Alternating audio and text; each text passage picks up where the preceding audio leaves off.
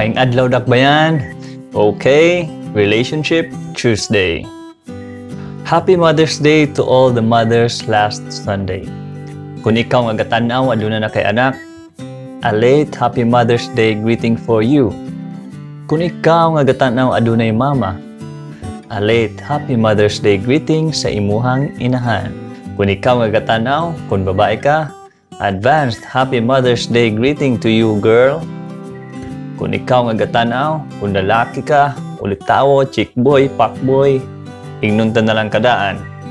Mapuliki kag greet og Happy Mother's Day pohon sa imong gabuhaton ron. Anyways, if active ka sa social media, most especially Facebook, sure ko kita pod kag Mother's Day greetings nga gabaha atong niaging Domingo. Pictures nila with their mamas nga nay caption, "You're the best mama in the world." Nakatry ka mamama ni mo ang uban mama girl? Taoy. You will see a lot of posts na grabe ka lovely. Kinsabay di malipay makakitag photo sa mother and daughter or mother and son, di ba? Napay picture sa whole family. Ay. Daghan kaayong bulak na Nahatag. Patsyada kayo na bouquets.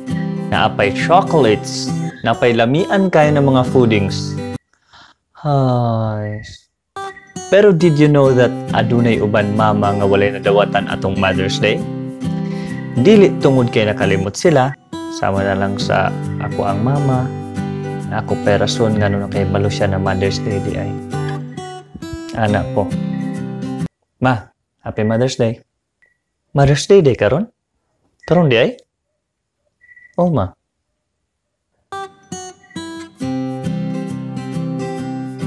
Balik ta.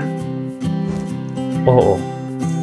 Naay mga inahan nga walay nadawatan. Wa sila kadawat gikan sa ilang mga anak tungod sa mga rason na number 1, nakalimot pod ang mga anak. Number 2, wala nakalimot pero wala lang yun naanan maghatag-hatag. Number 3, wala nakalimot kaso layo siya sa iyahang mama. Number 4, wala nakalimot uban sila sa ilang mama pero choice lang yun nila wa naghatag for some reason. Gasto daw. Number 5, wala nakalimot pero walang-wala sila. Walay ikahatag, walay ika-celebrate, walay pampalit bongga nga foodings like anang naa sa Facebook.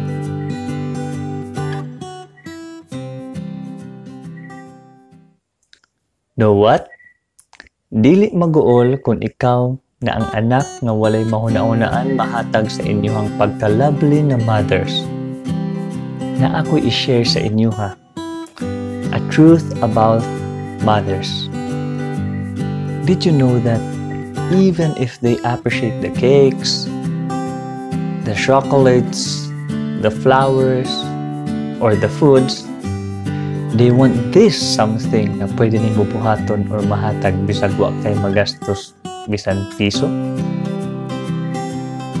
Wanna know?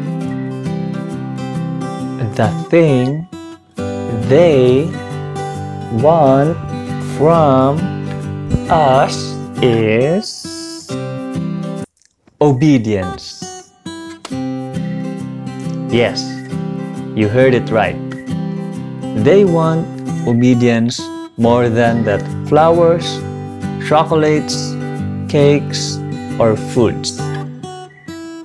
Kalipay sa usa ka inahan nga gapatuo sa iyaha ang iyahang anak.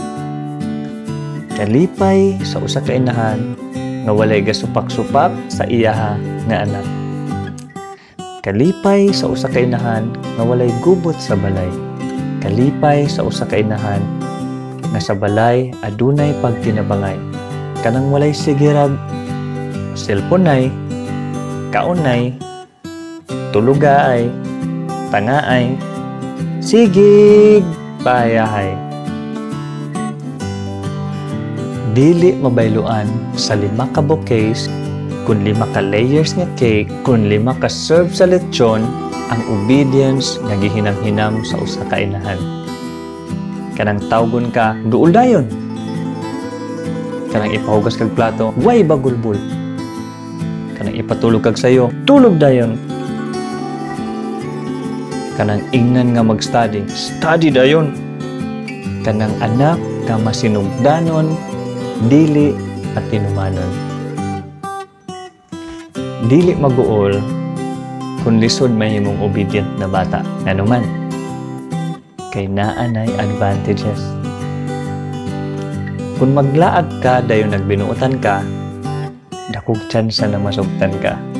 Kung mangayo kag kwarta pang allowance, dayon nagbinuotan ka, dali ra na matunod. Napa na makapit. Ug uban pang benefits.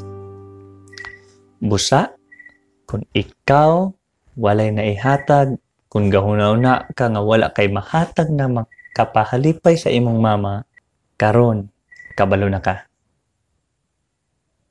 Obedience. As children, we need to obey because that is God's design in order for Him to bless us. As the Bible says, children, obey your parents in everything, for this pleases the Lord. Colossians chapter 3, verse 20. Children, obey your parents in the Lord, for this is right. Honor your father and mother. This is the first commandment with a promise, that it may go well with you and that you may live long in the land. Ephesians chapter 6, verses 1 to 3. So, that's it mga friends. I hope you liked our talk this Relationship Tuesday. Like if you want to. Share if you like it. Subscribe if it made sense. Daghang salamat. Daray ko ng Diyos. Ugma na pod.